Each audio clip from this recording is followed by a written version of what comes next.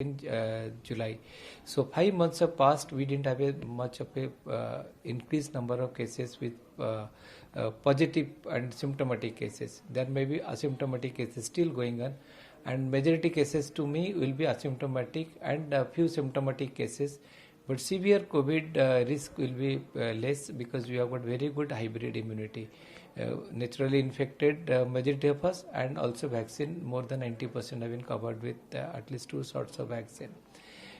In that context, still we have to remember that in countries where there is very good hybrid immunity like Brazil, say Japan, even USA also, their cases have started rising. So we have to be prepared that our cases may start rising. So now is the time for the coming 6 to 8 weeks before the cases really starts rising.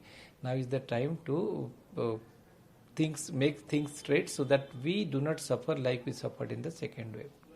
In that context, I will say that whatever government decision is okay, but a vaccination advice for vaccination, those who have not finished the 3rd dose, they should take the 3rd dose of vaccine. And the most important part is a 4th sort of vaccine. Particularly, I have taken in February. So 10 months down the line, so my immunity is low. So probably healthcare workers, they should be given 1 sort of vaccine, and then that also includes patients with comorbidities, patients with immunosuppressed conditions, and elderly more than 60. So I think in the first phase, government should make some arrangement for the availability of the vaccine for the 4th shot, and we have to think that this 4th shot, the same vaccine may not be effective because we have used those vaccines, so they may not be effective as a 4th shot, so probably we need another vaccine. We don't have a mRNA vaccine available yet. For us, I think the protein subunit vaccine of biological events will be a good one. Even the intranasal vaccine of Bharat Biotech, I think, can be also effective, but easily it can be administered in a large quantity. It can be produced and can be administered easily, and acceptance of people will be high for the intranasal vaccine. Sir, the government has also asked the airport authorities for random testing over there. So how do you see that? Because the lots of people are, the lockdown has opened lots of places. Lots of people are coming and going out of country. So do you feel that the monitoring at the airport and ports is also necessary at this particular time? Same. Yes, maybe, but I don't think that is going to impact. Already the virus is there with us.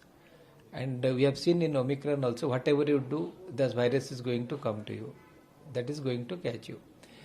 But you should be prepared.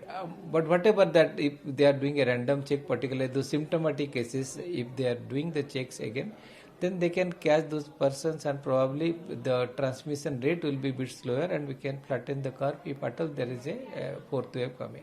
So that can be useful in that context. So random check in the sense that to symptomatic patients, they should go for a check. Otherwise, those countries where the infection rates are high, people coming from those countries, we can have subject them to some of the tests so that at least we can know if at all the virus is there. And genomic sequencing is a must now because positive cases, so that at least we can track the virus, track the variants also.